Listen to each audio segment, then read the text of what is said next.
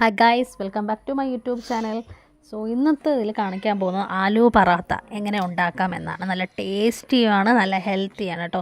ഇതിന് വേറെ സൈഡ് ഡിഷിൻ്റെ ഒരു ആവശ്യമില്ല. സിമ്പിളായിട്ട് നമുക്ക് റെസ്റ്റോറൻറ്റ് സ്റ്റൈലിൽ കിട്ടുന്ന പെർഫെക്റ്റ് ആയിട്ടുള്ള ആലു പറാത്ത എങ്ങനെയാണ് ഉണ്ടാക്കണമെന്ന് നോക്കാം. ആദ്യമായിട്ട് വേണ്ടത് പൊട്ടറ്റോ നമ്മൾ പുഴുങ്ങാൻ വെക്കുകയാണ് ചെയ്യേണ്ടത്. ഉരുളക്കിഴങ്ങ് അവിക്കാനായിട്ട് വെക്കണം.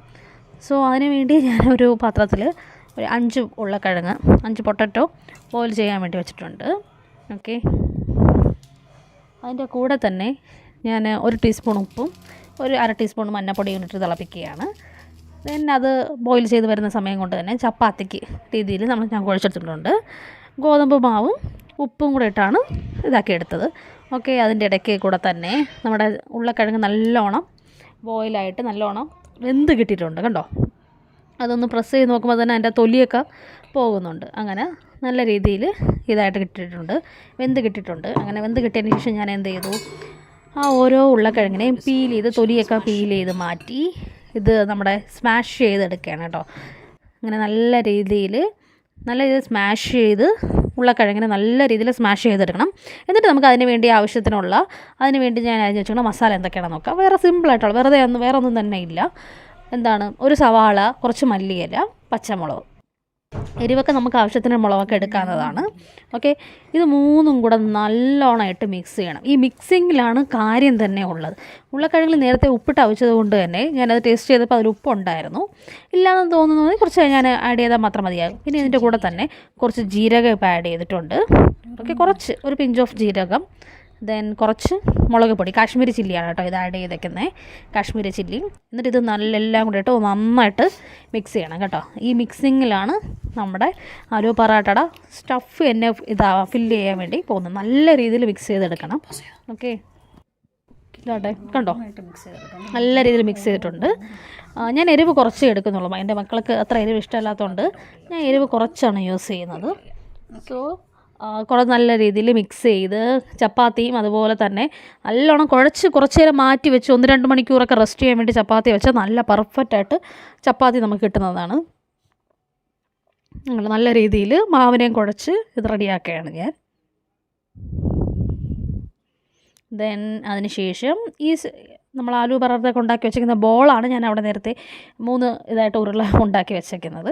ഇനി അതിനെയും കൂടെ ഇതിനകത്തോട്ട് വെച്ച് ചപ്പാത്തി കുറച്ച് വലുപ്പത്തിന് പരത്തിയതിന് ശേഷം ഈ ആലു പറാട്ടയുടെ ഈ മിക്സ് ഉണ്ടല്ലോ, പൊട്ടറ്റോ എല്ലാം കൂടെ അതിനകത്ത് വെച്ച് വീണ്ടും അതിനെ ബോൾ പോലെ വീണ്ടും അതേ ബോൾ ഷേപ്പിലാക്കി ഒന്നും കൂടെ മിക്സ് ചെയ്ത് എടുക്കേണ്ടതാണ്.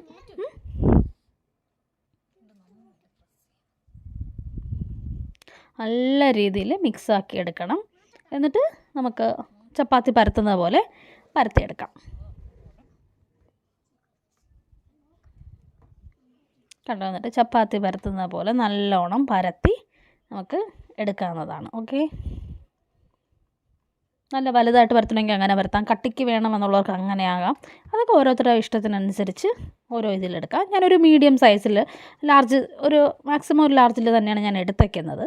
ഓക്കെ, കണ്ടോ, നല്ല രീതിയിൽ പരത്തി ഇതാക്കിയിട്ടുണ്ട്. അപ്പോൾ നമുക്ക് പരത്തുമ്പോൾ അതിൻ്റെ മുകളിലൊക്കെ കണ്ടോ ആ ഒരു ഉരുളക്കിഴങ്ങിൻ്റെ അതൊക്കെ പൊങ്ങി വരുന്നത്, നമുക്ക് ആ ഒരു ഫ്ലേവറൊക്കെ അതിൽ നിൽക്കുന്നത് കാണാൻ വേണ്ടി നമുക്ക് സാധിക്കും. അതിൻ്റെ കൂടെ തന്നെ മല്ലിയിലയുണ്ട്, പച്ചമുളകുണ്ട്. സവാള ഇടാനുള്ളവർക്ക് ഇടാം, ഓപ്ഷനാണത്. എനിക്ക് സവാളയുടെ ഫ്ലേവർ ഇഷ്ടമാണ്, അതുകൊണ്ട് ഞാൻ സവാളയും കൂടെ ഒന്ന് ആഡ് ചെയ്തേ ഉള്ളൂ. ഇനി നമുക്കിത് ഒരു പാനിൽ ചുട്ടെടുക്കുകയാണ് ചെയ്യേണ്ടത്. ഞാൻ ഇതുപോലെ ഇപ്പോൾ 3-4 പരത്തി ഇങ്ങനെ റെഡിയാക്കി വെച്ചിട്ടാണ് ചുട്ടെടുക്കാനായിട്ട് പോകുന്നത്. ഓക്കെ, ഇനി നമുക്ക് നോക്കാം. അതിനുശേഷം ഞാനൊരു പാൻ വെച്ചിട്ടുണ്ട്. സോ പാന് വെച്ചു, അതൊന്ന് ചൂടായി വരാൻ വേണ്ടി വെയിറ്റ് ചെയ്യായിരുന്നു. അത് ചൂടായിട്ട് വന്നതിന് ശേഷം ചൂടോടെ തന്നെ ഇട്ട് നമുക്ക് ചപ്പാത്തി പോലെ നല്ലോണം നെയ്യൊക്കെ സ്പ്രെഡ് ചെയ്ത് ചുട്ടെടുക്കാം. നെയ്യോ ഓയിലോ ഹാസ് യുവർ വിഷ്. ഞാനിതിന് യൂസ് ചെയ്യുന്നത് നെയ്യാണ് കേട്ടോ. നെയ്യ് നല്ലോണം സ്പ്രെഡ് ചെയ്ത് കൊടുക്കണം. നെയ്യിൻ്റെ ഫ്ലേവറൊക്കെ ഇതിൽ നല്ലോണം ഇതായിട്ട് നിന്നാൽ മാത്രമേ ആലു പറാട്ട കഴിക്കുമ്പോൾ അതിൻ്റെ ആ ഒരു ടേസ്റ്റ് നമുക്ക് അറിയാൻ വേണ്ടി പറ്റുള്ളൂ. ഈ ആലു പറാട്ടയ്ക്ക് സ്പെഷ്യലായിട്ട് നല്ലൊരു കറിയുടെ ആവശ്യമോ ഒരു ഗ്രേവിയോ ചട്നിയോ ഒന്നും തന്നെ വേണ്ട. സോസ് ഉണ്ടെങ്കിൽ സോസ് ആയാലും മതി. സോസിൻ്റെ കൂടെ തന്നെ മുക്കി കഴിക്കാൻ നല്ല ടേസ്റ്റാണ് ആലു പറാട്ട. അതിൻ്റെ അകത്ത് തന്നെ ഓൾറെഡി ഈ സ്റ്റഫ് കാര്യങ്ങളൊക്കെ ഉണ്ടല്ലോ. സോ നെയ്യ് നല്ലോണം സ്പ്രെഡ് ചെയ്ത് കൊടുത്തിട്ടുണ്ട്.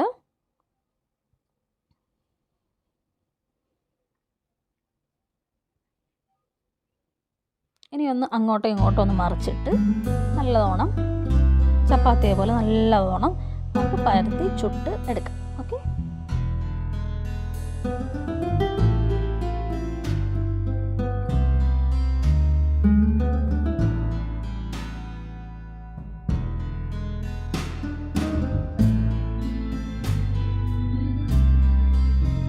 രണ്ട് സൈഡ് നല്ലോണം വേവണം കേട്ടോ. അങ്ങനെ വെയിറ്റ് ചെയ്ത് നിന്ന് തന്നെ ചെയ്യണം. നെയ്യ് ആവശ്യമുണ്ടെങ്കിൽ വീണ്ടും സ്പ്രെഡ് ചെയ്ത് കൊടുക്കാവുന്നതാണ്. പ്രസ് ചെയ്ത് കൊടുക്കുമ്പോഴത്തേക്ക് ആ ഒരു ചപ്പാത്തിയുടെ സ്റ്റഫൊക്കെ നല്ലോണം പൊങ്ങി വരുന്നുണ്ട്. അപ്പോൾ നല്ല ടേസ്റ്റി ആയിരിക്കും അത്. ഒരു സൈഡ് ഓൾമോസ്റ്റ് നല്ലോണം വെന്തിട്ടുണ്ട്.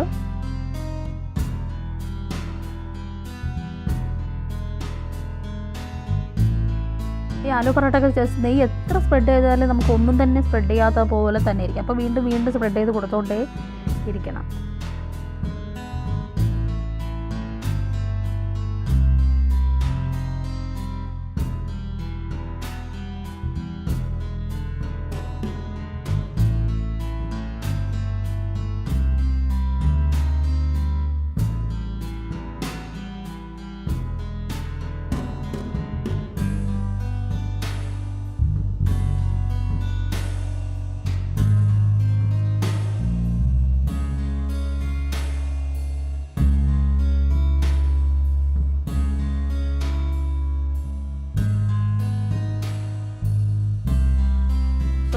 ആലു പൊറോട്ട റെഡി ആയിട്ടുണ്ട്.